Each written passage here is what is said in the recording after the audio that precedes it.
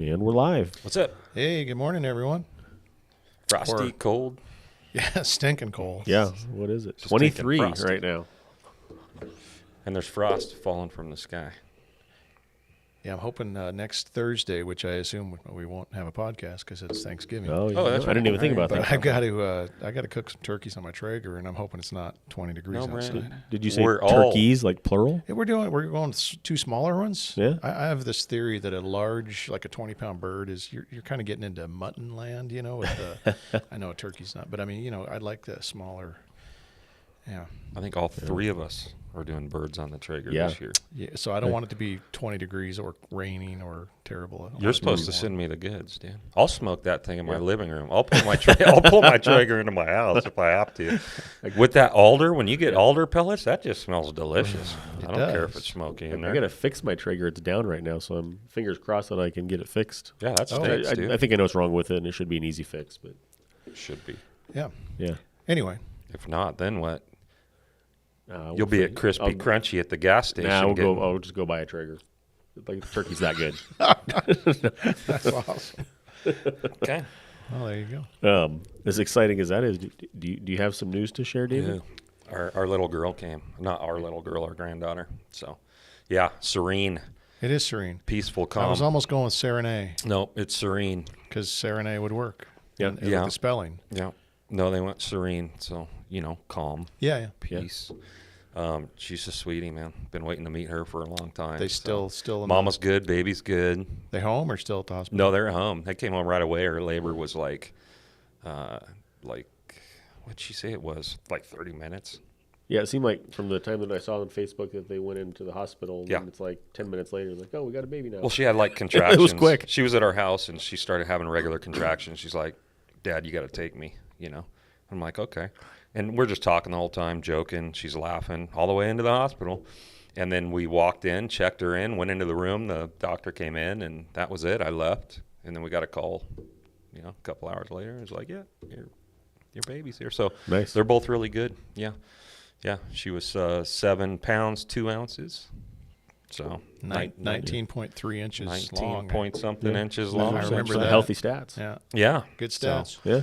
yeah, she's awesome. She was at my house this morning. That's kind of why I was late. They came over. She's got a doctor appointment today, so she came over this morning, and the baby was hanging out. So Lincoln's not sure yet. He's kind of wanting to curb stomp her because he's at that age and in that mode anyway. And he's like, yeah, we're not doing this. We're Yeah. not. It's like I thought No one's coming in. world revolved around me. Yeah, Yeah. no Who's one's this? exactly. So That's awesome. he's got a lot of learning to do, real quick. So, and then we had him for 2 days while they were there because they like no matter how quick you have the baby and how well everything goes, they have to hold you for like 24 hours and Yeah. monitor the baby. So, Right. So we had Lincoln for a couple days. So we're exhausted. I bet. We're not used to that. Yeah. But I'm sure you loved every minute of it anyway. Oh, it was awesome. We had a blast, me and him. So we skateboarded around the house and stuff. So it was fun. Nice.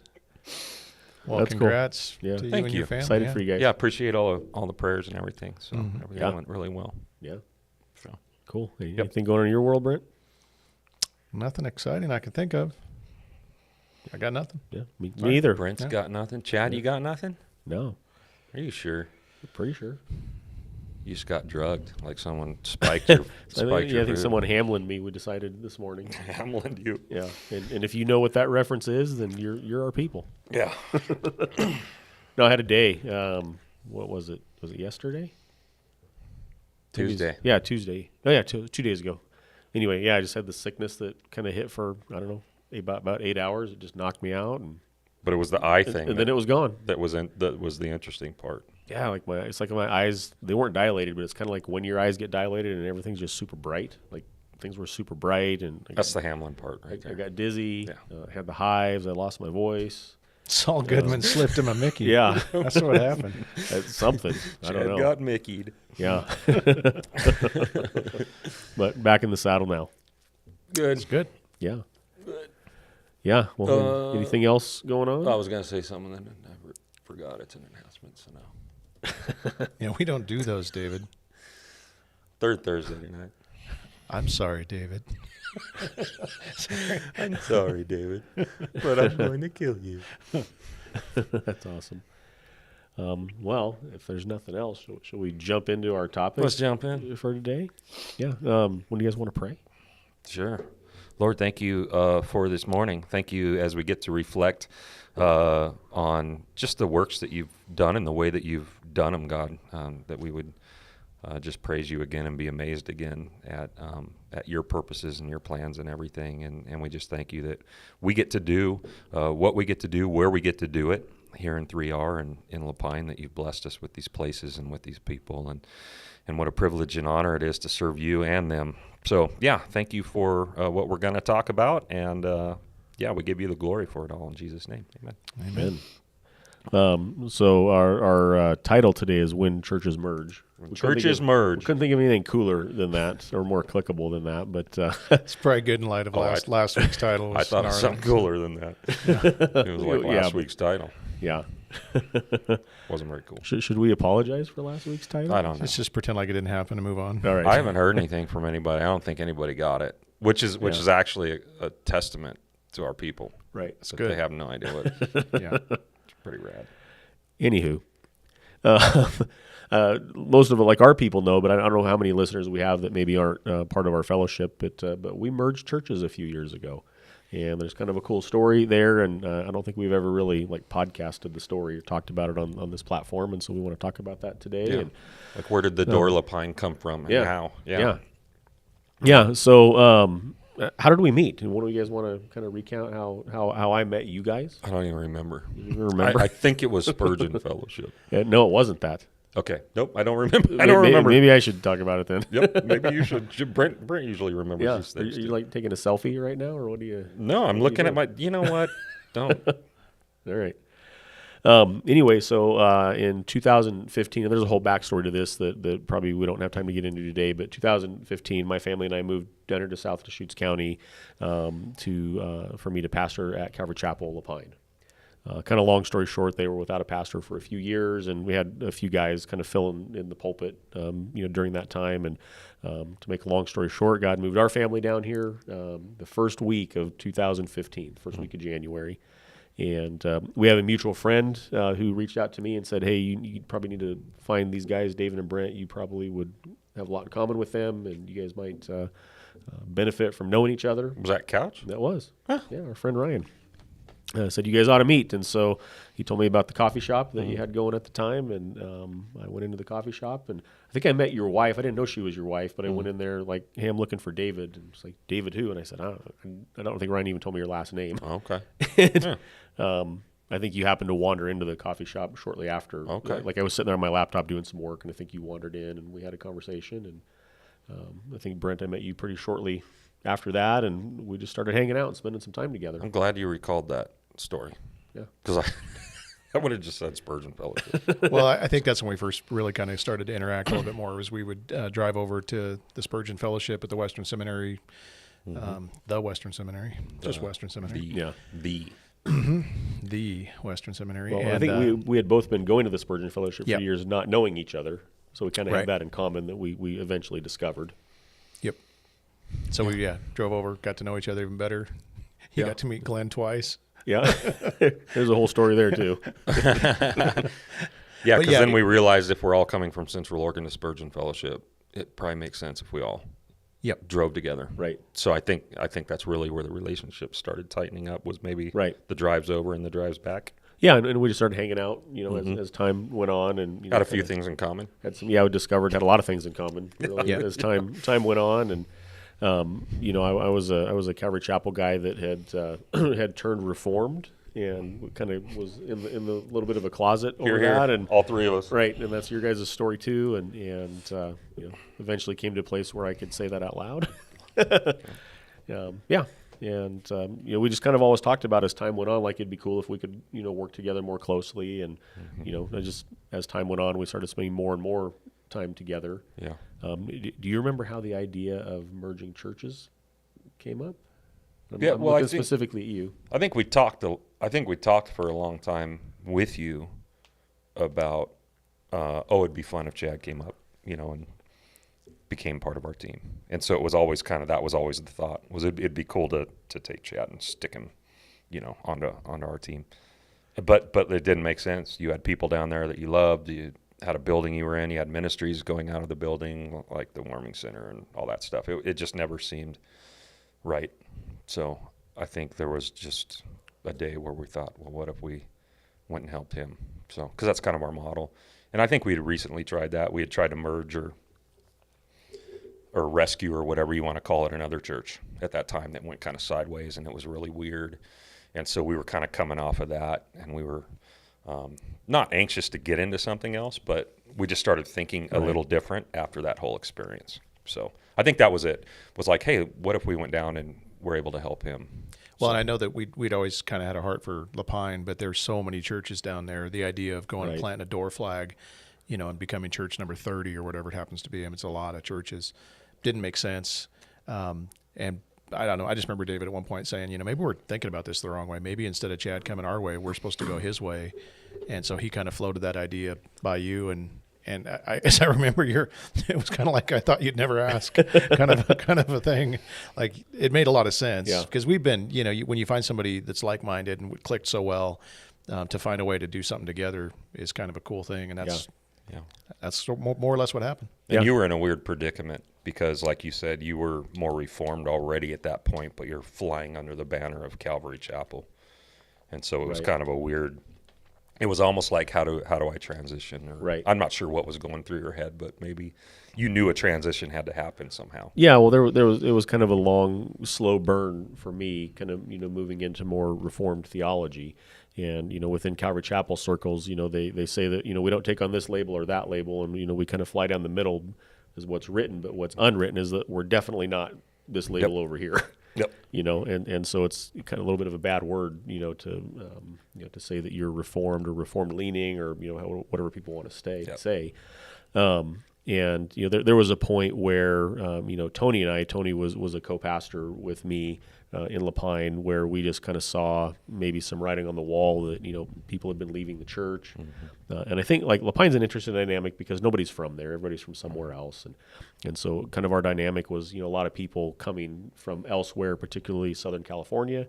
And they're kind of used to a particular, brand of Calvary Chapel with, an older guy. Yeah, they're all coming from Costa Mesa. Right. They're all looking for, somebody like Chuck Smith. Yep.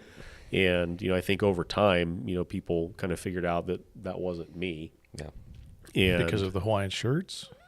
I had a Hawaiian shirt phase. Teaching through Thessalonians. Yeah. No, I didn't do that either. Okay. But I did have a Hawaiian shirt phase. That's a long time ago, and we won't talk about that. But wow. I wore almost exclusively Hawaiian shirts for a while. I don't think I want to hear anything more about my Crocs from you at this point, just so you know. Oh, those aren't not even the same thing. Same ballpark. I've seen some good ones lately. They're being advertised a lot right now for Christmas. Yeah. There's some interesting styles out there, Brent, you ought to take a look at. Okay. All right, Chad. So back to the conversation. That was a commercial. Yeah. Quick commercial. Yeah. So Tony and I both kind of realized that, like the church was kind of dwindling. I think during that time, like you guys, I had you guys come down one time. I did a series about kind of the local mission of the local church and brought you guys down and interviewed you on a Sunday morning. And I remember, after that happened, I had 3 different people independently come up to me and say, "We're not going to plant a church, are we?" And my response was, "Well, I hope so. Why wouldn't you want to?" And the response from all of them was, "Well, we're old and we're tired." Yeah. And like there's a reality to that. I mean, it doesn't let us off the hook for the mission that God's Doesn't given that us. kind of like sum up like the church demographic in La Pine? I right think there. so. We're old and we're tired. Yeah. And in that they're saying like, don't ask us to do something Right. other than come to church. Yeah. Yeah. And so, that was kind of an eye-opening point for me and realizing, and I think it was you, David, I remember, I don't know if you remember this, but I think you made a comment about, it seems like, there's a car trying to be pushed uphill that's run out of gas. And there was kind of a reality, to that. Yeah. And, I don't know how much time went on, from that point to when we began to talk about coming together. I think it was a little while after that. It wasn't immediate. Yeah. Tony and I, we were still licking our wounds from the other merge. That was a heavy hit. So. Yeah, that was the other one was really funky. So I think we were a little skeptical, but at the same time, we always had a heart, even before we tried to do the other thing, for La Pine. But like Brent said earlier, like the thought always stopped 10 seconds later. Yeah. because it's like they have 25 churches down there. They don't need 26. Like Yeah. they need to figure their stuff out. Right. Like they need to get it together down there.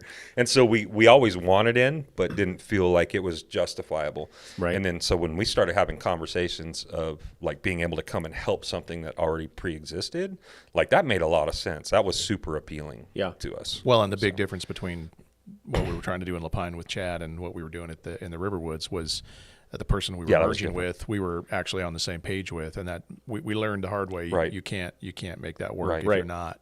Well, and So- that technically wasn't a merge. It was supposed to be kind of a rescue. Like he was on his way out, and we were going to take over. And That then, was our understanding. yeah, That's yeah, actually yeah. not what was really No, happening. there but- was a lot of yeah. unknowns there, Correct. things that weren't Yeah. spelled out. But this Anyway. made so much more sense, and it. I mean, the difference in the way that it kind of came together and the smoothness of Yeah. it was night and day. Well, first of all, theologically, Yeah. we were all on the same page. But second of all, like we knew you. We Right. knew you We had before been we got friends for involved. probably 5 years And you knew before us the before we get conversation came involved, up. and so like there wasn't all these questions of character. Right. There wasn't all these like skeletons in the closet of how you operate or how we operate. Like we pretty much understood each other at that point. Right. And it was like, oh, this just makes It's sense. weird when you find a kind of a plug and play person, because we're weird, and we know we're a bit of a unicorn as far as the way we think about church and the way we do Right. things. And to find another weird person out there that Yeah. that kind of thinks the same way isn't. It's not easy to do. No. But it's kind of neat the way the Lord finally opened our eyes and brought it together, because it was kind of a no-brainer in hindsight. Yeah. But it took us a while to get there. Yeah. Well, I think we were sitting around your fire pit, I think, one afternoon, and you threw out the idea, like, what do you think if we did this? And I think we all kind of had this Yeah. aha, like, yeah, like, Duh. Yeah. why did it take so long for this Yeah. to What have come we up? been waiting for? You know? Yeah. And Exactly. it just seemed, to make sense. Sure. And then there was a process that kind of unfolded, Mm-hmm. from that point where, on my end, it's like, well, I'm not the sole decision maker. I have another pastor that, needs to buy Right. into this, and we both have congregations that, would need to buy into this idea. Mm-hmm. Like what did that look like? Do you want to talk about maybe the process that unfolded? Yeah, I mean, I think it just really came down to, first we started meeting together to go through all of the concerns we might have. What are the obstacles? What do we have to work through? So we had quite a few lunches and just meetings where we kind of worked through that.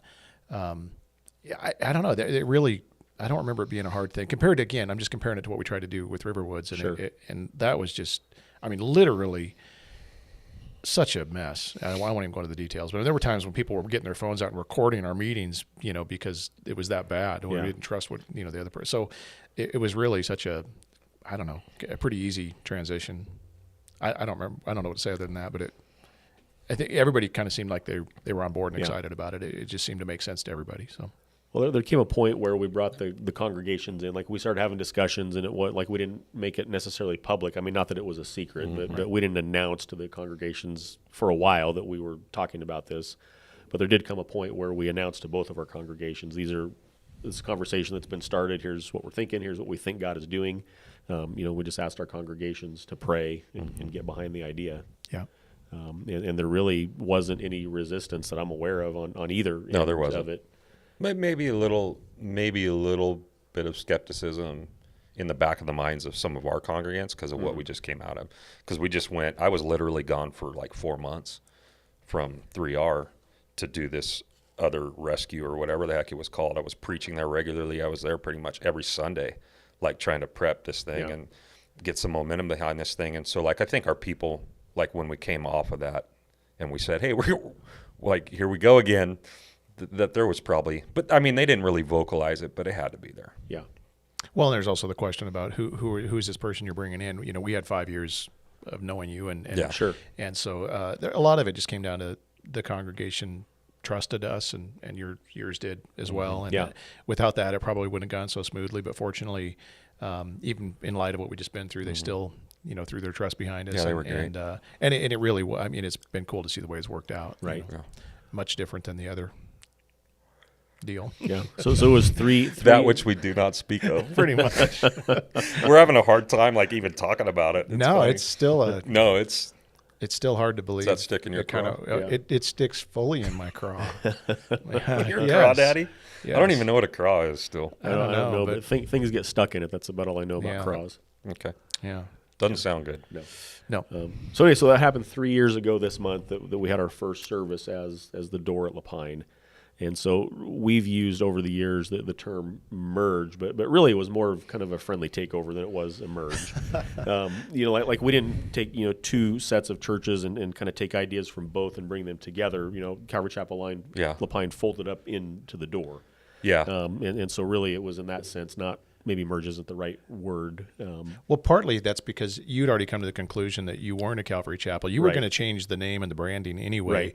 You knew that wasn't fair to people that are coming in expecting it to be one thing when you knew it wasn't that anymore. So It was really a relaunch and a rebranding. Yeah. Yeah. Like all at the same time, and a merge, and it's kind of a bunch. It was kind of Yeah. a bunch of things thrown into a blender. Talk about the idea for a second. I didn't have this in my list of questions, but talk about the idea of replanting.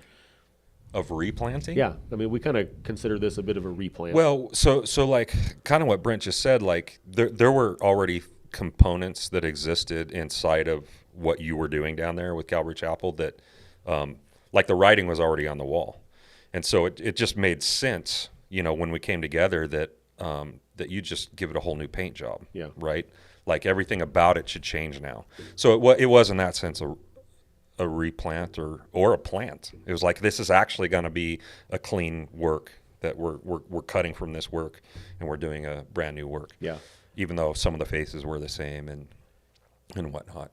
So yeah, I mean, it was kind of like a replant. And so what we did, because we knew that it needed to go from old to new and it needed to actually be a line that was drawn, we changed where we met. We changed obviously the name and the look or whatever, the branding, whatever you want to call it. I mean, we kind of changed everything so that it looked, so that it stated like this is different. Yeah. So I guess it was a replant in that sense. And I think a Or a difference, kind of when I, during my time there, I was kind of more of a kind of slow burn over time. Let's, maybe make some changes.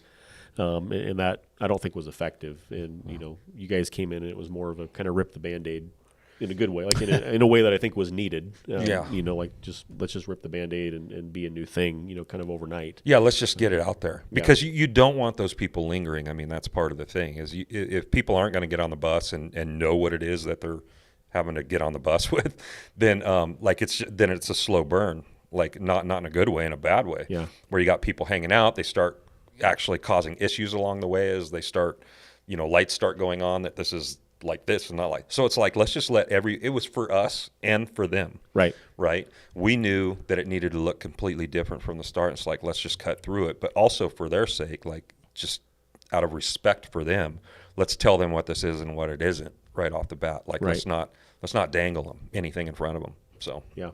I think that's part of the reason why we did it. Yeah, no, and I think kind of on this end of it, like, I think that was needed and right. to state to the community at Lapine also, Right. like this is a new work coming in. Yeah. So yeah. Yeah, and so, I had a strong conviction even before meeting you guys about, a co-pastor model, plurality of elders. And it's kind of funny, I was talking to a good friend of mine last night. We talked for probably an hour and a half on the phone about this very thing. He just had some questions about, co-pastor. He's a pastor buddy as well, and he's looking at maybe implementing a co-pastor model in his context, and called, wanted to pick my brain, as a guy that's tried to do this in a few different contexts to varying degrees of success. And anyway, it just was an interesting conversation. And so our model is maybe not super common. And so that was one of the things that drew us together. We should write a book. Sharing that conviction. I told my buddy that he can read our book when it's done. I told Jim when Levi's dad, Jim, was here the other night, he was so excited. He goes, Yeah. do you have anything, like any outline? Like, can I hear the outline? And like, he was like excited. He's like, can I endorse it when it's done? It's like, anyway. That's nice. we might have bigger names. Yeah. So Yeah. we'll have to weigh that out. Tell him Come on. there's a chance. Jim Turner? I'm kidding. Come on. I don't think we'll have any. We'll have one endorsement. Right.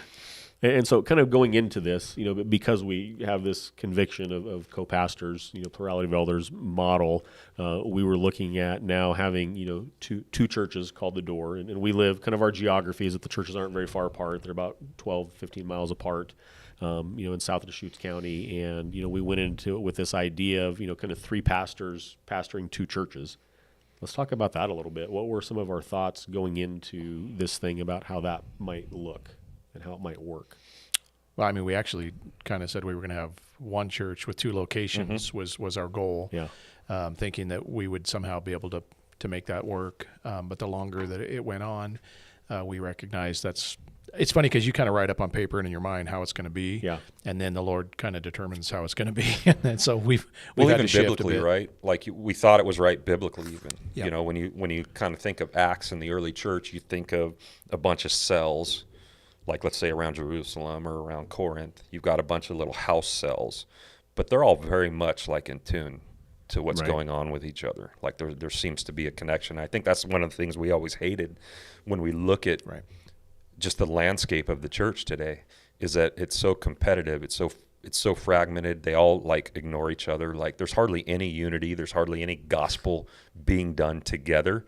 Everybody's vying for position. Yeah. Everybody's vying to be the big church in the community. And I think because of our hate and disdain for that, we had this idea that I don't think is not altogether biblical. I just think we learned some other lessons, which we'll probably get to along the way, that helped us go like, practically this isn't as easy as you think it's going to be. The truth is that even if you have one location with two services, same thing, you really end up with the same thing because you have different people at different services, and you foster two different identities. You're planning two churches on top of each other. So this is kind of it's more or less like we have two services, even though they're 20 miles apart. But even the demographic, it's funny. It's only 20 miles or so, but the people are so different in both locations that you really. I don't know how to explain it other than it didn't. The one church idea didn't really work. So that was the primary lesson we learned in it. Was like, even though it was 15 minutes from door to door, they were completely different communities. They were completely different types of people with different needs, and so what's coming out of those doors to the community are different even. And so it's hard for the two to relate. And I still think it's valid, for those two communities to come together on as much as they can. But it's so hard. Like it's almost like people need to be taught that. They almost need their hands slapped. Like they don't want to do that. It's weird, some of what we've heard come out of people's mouths with this weird, like, family analogies, like stepchildren and stuff. And it's like, we're not, like, why do you have this, idea that we love you less, or you know what I mean? Like stop being weird and just come and love your brothers and sisters in Christ. It's a weird thing, man. Yeah, I agree. Sorry, my brain started going different directions. No, that's good. Well, talk about for a minute then kind of resource allocation. Like, so we've got, here at 3R, what we would kind of consider maybe the mother church. It's bigger, right? And so there's more resources available. Lapine is smaller and, has struggled over the years to kind of get its feet under it in a lot of ways. I think in the last few years, there's definitely more stability than there was, prior to that. But what does it look like, just kind of resource sharing between churches in our context? Well, I would argue that's a practical example of how it's one church in two locations. Like there's still some of that exists, and that's how. Is that we're not looking at our money and resources and going, well, that's not us down there, so we're not going to do anything for them. Like like this Antioch is kind of what it is. You said mother church. It's kind of like an Antioch because they have the resources. Like they should be taught to further and share the resources for the sake of the gospel, whether it's in their immediate community or not. And so we've totally bought into that here, where we're happy to trickle stuff down there and make it happen. So it is happening on levels. The one church and two communities. Yeah, there's some things that make a lot of sense to share resources, and other things that we can do on our own. But right now the more of the money to pay for salaries and so forth comes out of 3R, and yet we've actually allocated more pastoral resources in Lapine right now because it's a newer work being established, and so you both are there more often than you're in 3R. The only time you come to the Sun River location is when you're teaching, and the rest of the time you're there. And again, it's just more of a we've done that intentionally to try to make sure that that's growing at a better more stability and all that kind of stuff. But it's not, nobody's really, every once in a while the question comes up about that. We do have different bank accounts, so we keep the finances separated, but if there's a need, we just kind of take care of it. It's all kind of the same thing. Yeah, and there was a significant outlay from Three Rivers financially initially to kind of relaunch or replant or whatever phrase we want to use there. You guys put up a lot of money to make that happen, and have continued to share resources as the mother church to support the baby church. I don't know if that's the right thing to call it, but Yeah. For sure. yeah. Are there any other kind of thoughts we had going into this that might be different 3 years after the fact, besides the kind of one church, two locations? I would definitely say the way we kind of imagine Lapine growing and kind of who we would attract and all that kind of stuff. We had something in mind, I think, and then the Lord had something in mind. And Yeah. So part of the deal with Neighbor Impact coming in and saying, we'll buy the building, but you have to use it for the warming center for homeless resources. It kind of changed kind of basically the mission of the church at that point, because you really can't attract families and kids and some of these kinds of the stuff normal churches normally go after those folks when you're going to focus on more of that demographic. And so you almost have to refocus what we're going to be about and who we're going to be for and how we're going to do this based on that. So that's been kind of a definite learning curve, I guess. Yeah, for sure. Yeah. There's a lot of things I did not expect. I've learned a ton of things. I didn't know if you were going to ask that question go for or it. if this is that question. Yeah, this is that question. So Yeah, so like I kind of did the formulaic thing when we rebranded and did the relaunch down in Lapine, and part of it was a little bit pride and confidence that if you build it, it will come. And Right. and 3R was so like primed for it when it was time. Like everything was right. Everything just seemed so effortless, and it was funny because I would talk with church planning buddies. I'm in a church planning network where you talk with guys who church plant, and you're just hearing all the horror stories and all the wounds that they have from church plant. And I would sit in those meetings and be like, ours was stinking effortless, man. I slept through it, And so I kind of did that going to Lapine. And so I was thinking like your typical church model, which is I'm going to get the biggest place in town, and it will fill because it's the biggest place in town, and we're going to have a cool logo, and we're going to have, get kids programs set up and people, ready to do that. And we kind of did that. We got the biggest place in town, and there was no justification for it when we launched at all, and all these things, and they all just fell apart one by one. COVID hit right afterward, and everything else, and it's exactly what you said, is that the whole time, hindsight's always 20/20. Right. The whole time, God's just saying, no, I'm not doing this here. I'm doing this here, and then creating all the obstacles and the detours and off ramps and on ramps and everything else to get us to what He was doing. And so there was a lot of frustration for me in the first couple years of Lapine, because you watched everything that you thought was supposed to happen not happen. Right. So now I can relate to these other church planners.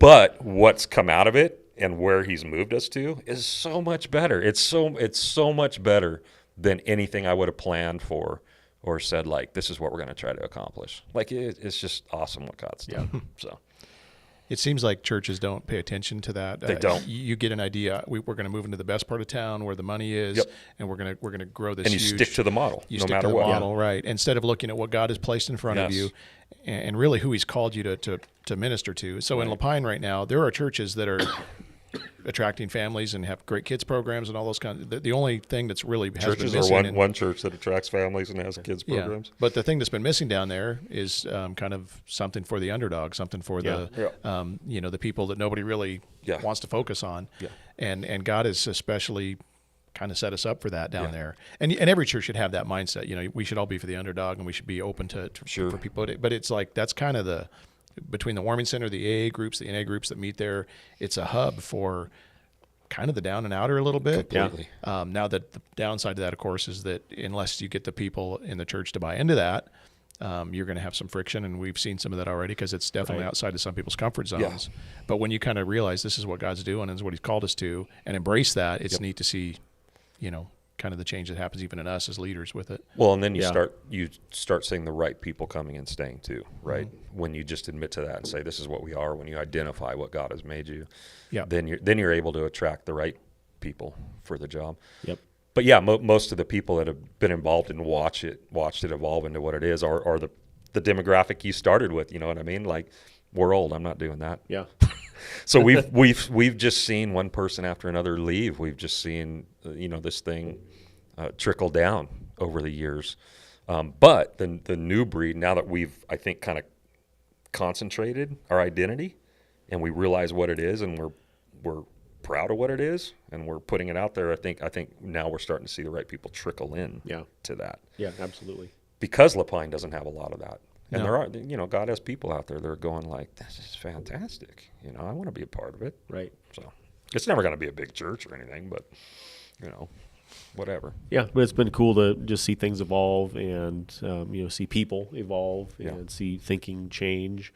And, just it's exciting always to be a part of what God's doing. And I think we all have a sense that, we are a part of what God is doing. We totally are right now. Well, not even is it not going to be a big church, but it's not going to be a financially healthy church probably, because again, you're not attracting, wealthy. I don't know. I mean, we always have what we need, but even the way that God's taking care of that, between the resources that are available through, the Antioch Church and 3R, and then, because Neighbor Impact has partnered with us to make some of this stuff go, it's been just amazing to see everything's there. Everything we need is there, and it's been taken care of. And so God really does bless, the work that he's assigned you to do when you're willing to kind of almost, say uncle and submit to it. It's funny because it really is the opposite on every level of what we look at as a successful church in America. Yeah. And it's exactly what God's doing. Right. Like, you know what I mean? So like, it's super cool. I'm learning a lot of lessons right now. Yeah. And I'm kind of digging them. I was wanting to stick a gun to my head for a while, and now I'm not. So Well, good. Glad for that. Yeah. When you think about who Jesus partnered with and who he hung out with and who he ministered to, there's something about it that is encouraging. It seems like a lot of that. Something he would really smile at and be pleased with. Well, it's funny because we'll read our scriptures and, like even what we're teaching through right now, like the section in Matthew 9, we'll read some of those scriptures of him, eating with people that he shouldn't be or hanging out with people he shouldn't be. And we'll think that is so awesome. But don't, like, none of us want to do it. Right. We think it's awesome because we're not doing it. Yeah. And when we see it done, we're like the Pharisees. We're like, this is stupid. Like, what are you guys doing? You're like blowing this church up. You know what I mean? And it's like, well, you just read that and thought it was rad. Like, you don't like what it looks like or feels like, or you know what I mean? It's so like us, to nod our heads at things in Scripture and then say, just don't ask me to do it. Right. And La Pine is doing it. Like it really is the what would Jesus do thing. Like I could see him having a weird, messed up little church like we have down there, you know, and just being happy as a clam, doing exactly what he should be doing. Right. And at the same time, like, God is doing things here at 3R, even though it's a completely different dynamic and a different kind of set of people. Totally. Different needs in the community. Yeah, different needs. Those kind of, like, God's doing places in both. Yep. And they don't look the same. They don't look the same at all. And we're in the kind of unique position as pastors over it all to see both and to see what God is doing, all around. Yeah, and that's for sure. pretty exciting. Yeah, for sure. Yeah, the cookie cutter approach to church doesn't really work. You can think that if this worked here, it'll work there. And we've had to learn and adjust. And it could if you push it hard enough. Sure. Right, like you can't there's 100 ways to build a church or cause a church to look successful, right? But I don't think any of us find joy in that anymore. I think we're ready to really experience. Well, in order to do that in La Pine, template. you would basically have to say, okay, we're going to ignore this segment of this that God's called us to minister to, and focus on this other, market to them, build the programs. You could probably build a very successful church. No, you could with God outside of the building, saying, hey, do you want to pay could. attention to any of what I'm doing over here? Yep. Right. And I know that it could be that way, but and I understand why the appeal is there to do the other, because it's a lot more comfortable. Right. It's a lot cleaner, a lot less messy. All the things that I like the most, quite frankly. But then what is God doing and what does He want from us? So. Yeah. And it's even been cool to see as people that we know have been pushed outside of their comfort zones, but have hung in there. As they're being pushed outside of their comfort zones, and that's been a neat thing to see as well. Yeah.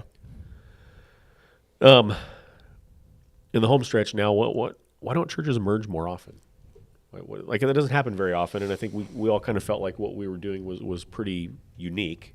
There's no books written, I don't think, on churches merging, or if there are, they're not popular books. Why do you think that doesn't happen more often? I mean, we talked about this a couple of weeks ago. I think a lot of it is ego, because you're looking for cooperation on levels, right? If you're merging, it's a co-op, Right. right? It's something that you're doing together. And so I think that's a struggle with different ideas. You know, we saw one guy close to us try to do that twice. You know what I mean? 2 different times. One, he tried to merge with 2 different people. I think theology is part of it. I think it's really difficult to find someone who actually, you know, really holds and regards Scripture the same way on the essentials. And so there's always that thing, I think, that can rip you apart and get in there and start to cause problems. Right. So theology is probably part of it. Ego is probably part of it. And again, I think that just the mentality of just the fragmentation mentality that the church has is, I think, part of it. Because again, it's a cooperative thing, and it's like, I don't want to go cooperate with this. Like, you have to find somebody that's willing to kind of to put themselves aside, You have ego to. and all that. Because and hats off to you, because when we came into this, you know, we've been here from the beginning, and you walked in, and it could have been, I don't know, it takes a certain kind of an individual mindset to be able to blend into a system that's already does. established. Sure. And well, you even let us call most of the shots, like the decisions going in. Like you really kind of said, yeah, go ahead and build it from the ground up. Like, do your thing, implement your stuff. Like, there wasn't any weirdness, man. Yeah. Like, you were super gracious with what you thought God was doing. Well, and I think part of it for me was one, I felt like God was in it, right? Yeah, there you go. And so just, got to go with it if God's doing this thing, But the other part of it for me, so as much as you talk about, kind of the hit to your ego and things not going the way that you thought they would go on the outset. For me, it was a little bit of a boost. Yeah, Kind of the opposite side of the coin. Sure. Feeling like, okay, maybe this wasn't just me. That like maybe it wasn't necessarily my failure. Yeah. Not saying I was perfect. Far from it. But not saying that maybe this thing didn't blow up under my leadership because I had failed at something. It just God was doing a thing. Right. Pretty quickly on when we first met, like I just really dug what you guys were doing, and it just God did a thing in that, and so it really wasn't difficult on my part to just let God do what He was going to do and see how it unfolded. Well, even people-wise, excitement-wise, we launched, with 70, 80 people a service, which didn't last long, Right. But that's another one of the things I definitely learned that I would do different. Is the core group was too big. There was people that were involved in the core group when we went from here down to there that shouldn't have been, and I even knew it. I just thought, okay, whatever, like they want to come. And so I definitely would do that different next time, because some of those people were people that weren't right for it. And I knew that, but Sure. I thought, well, it's going to be more bodies initially and Yeah, more we were hands looking and for more a critical feet. mass. So, that's another one of those hard lessons I learned was just what you do with the core group and who's involved with the core group. Like, Well, you I think want the that right this people. is kind of probably worth mentioning too. Another, part of the reasoning behind that is that because the communities are so close, you guys had maybe 25 or so people that lived in La Pine or closer to La Pine that were fellowshipping here at Three Rivers, and so the thought was if we could shuffle those people down that way, that would help build a critical mass, and that was part of what led to the core group being as large as it was, and obviously a lot of those people ended up not sticking around and kind of falling away. Yeah. But there was that dynamic present as well. For sure. Thinking that we could build a critical mass pretty quickly. And we did. Yep. But then the pandemic hit and a lot of things changed from that point on. Again, God just redirected it all. He just had different plans, and it just, took a while to see it all unfold. But it is really cool though when churches can find a way to merge, because I think we're better for it. Yeah. We have a better team than we had before. We have more we're a little bit more spread out as far as our reach now, with 2 locations, and and just the way we support each other and enable each other to kind of keep on keeping on. Right. As a team Well, is and that much works better with- than being a Lone Ranger guy. Yeah. And that works with 3 of us in 2 locations right now that are not that far apart. But if we do what we all desire to do, which we want to continue to be a church planting church or a church merging church or whatever God puts in front of us, then we're not going to be able to function, the 3 of us, the way that we have been. And so you're definitely, relying on God to bring the components and the pieces. So which he Yeah. will. If he's doing something, he Right. will. It's not. So we don't really know what it would look like if we were to plant another church in the future. You know, we don't even know where that would be and what the dynamic, you know, how that would change our current dynamic. Well, and it doesn't even need to be a door, right? Like we never Right. set off to start a franchise. Like, in fact, I think that was part of the conversation when we were talking about the merge with you. Was what do you want to do? Like, here's the options. Like, this can be a door, Right. which means it's probably going to have, you know, some predetermined Right. It'd have to characteristics look a certain in way. place, or this could, you know, be your own deal, and you know we'll just, you know, help you with that as much as we can, and it'll have a different name and a different, you know, feel, and Yeah. so there's options. Like, it's not like it has to be the door going Right. out everywhere. We're pro church planting. We're pro the gospel going into places that it doesn't currently exist. So Yeah. yeah, whatever that looks like. Kind of going back to the question of why churches don't merge more often, the other thing I was thinking is like methodology matters. Yeah. You know, we sometimes would maybe consider that a non-essential, but I think in the context of what we're doing, you know, there needs to be a like-mindedness of how we're doing what we're doing, at least to some extent. No, it's a maybe a mass great essential. extent, but like methodology matters. No, you're right. Yeah, I mean the theological component obviously matters, Right. but also if you're starting a new work or doing a new work or producing a new work, like methodology does matter. Like what's our goal? Like what's our vision? What's our plan? And Right. and the way that you do that absolutely matters. Yeah. Yeah. Maybe final thoughts here. What would you say to kind of both, you know, bigger Antioch type churches and kind of little struggling churches, you know, in terms of church planting, merging, all the things that we've been talking about? Like I think a lot of times kind of bigger Antioch type churches are more interested in building up than out. They are. Right. Yeah. You know, what would you say to those churches that their mindset is more building up than out? Maybe we'll start there. I would say they drank the Kool-Aid. Like they drank the corporate like model of success that the American church holds today, which is up rather than out. Yeah. I don't know how we got there, but we like Babel way more than Pentecost. You know what I mean? Yeah. And like if you read your Bible, the model is there, and it doesn't mean that there can't be big churches that exist. It doesn't mean that God Sure. doesn't ever grow a large population in one place, but the model is always out, not up. So the church growth should always be thinking, how far can we reach rather than how high can I climb? Yeah. Right. But that doesn't look successful. Sure. And it doesn't necessarily bring in the money, and it doesn't necessarily allow us to put the money where we want to put it. You know what I mean? Like, I don't know. Don't even get me started. I'm serious, Another man. podcast for another time. It's another podcast for another time. Brent's probably Yeah. got more to add to that. Well, you just have to have the right perspective.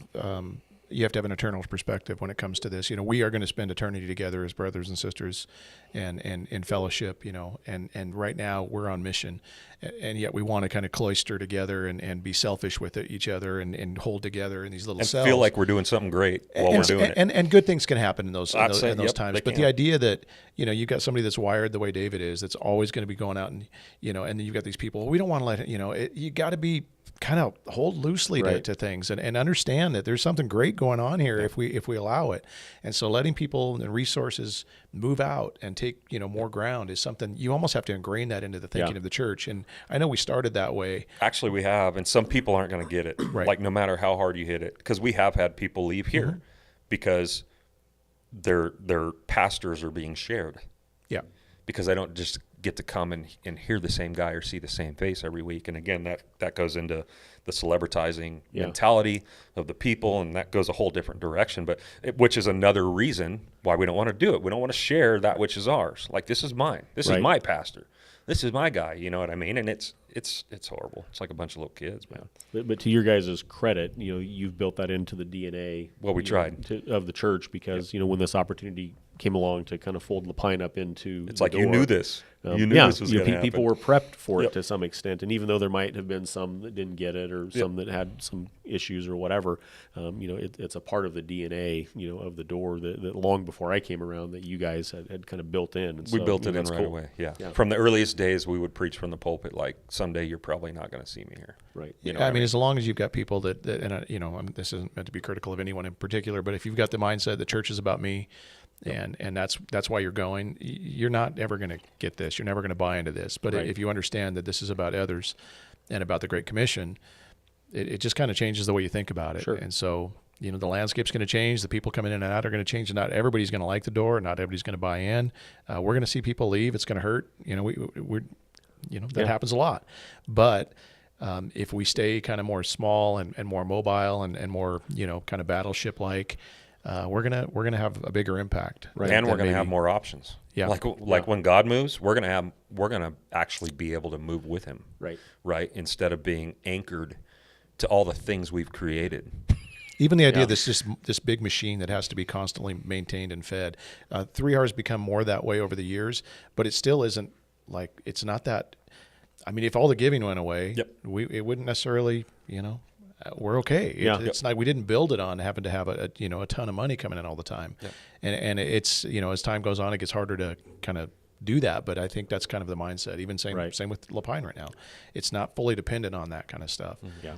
which is cool. Every club in the world, it seems like, exists for the purpose of its members. But one of the things that makes the church different is the church exists, at least in part, for those who aren't a part of it yet. No doubt. And, Should, and yeah. we have to get that, that mentality Yeah. ingrained in us that, we exist in part for people that aren't here yet, that God is calling, Maybe final question in the last couple of minutes. So smaller churches that are struggling, part of what led to this idea of us merging churches was really just born out of our relationship, out of our friendship, and that we spent time together, that, that we as pastors, valued connection with other pastors. There's a lot of pastors, especially smaller church pastors, that I know that are isolated.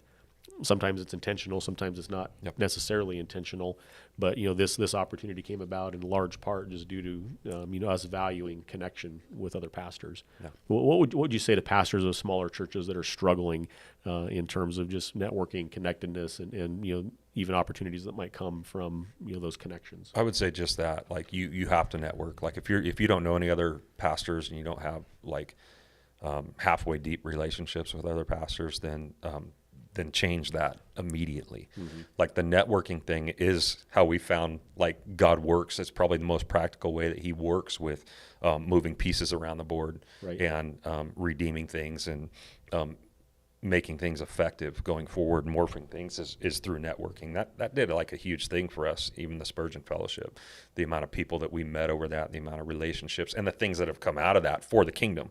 Right. So it's not like just, we're getting together and, we like each other and we're having a cup of coffee and talking. Like there's so much actual kingdom stuff that has come out of what God has done through that networking. And we even got another guy right now that's calling us from Canada with a small church up there, and he's at the same place. He's at a crossroads where these things are going through his mind, and he's going, "What does God want me to like? What do I need to do here?" Yeah.